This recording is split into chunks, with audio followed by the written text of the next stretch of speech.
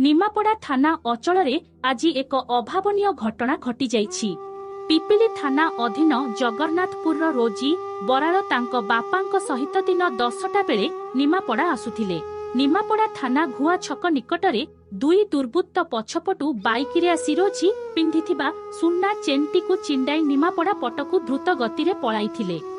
एही दृश्य को पछपटु आसुथिबा कार ड्राइवर देखि पारिथिला दुर्बृत्तंकु पिछा करी रटिलो छक निकटरे बाइक को धक्का देइथिला।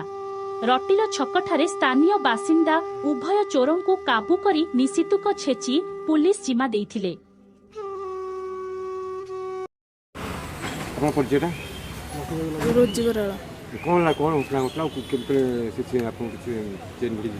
आम मो बापा मोर आसलु निमापड़ा आसलु जो भुआ छकटी से पछपटू बाइक रे आसिक चेनटा भिड़ी नहीं दी जन भुआ छक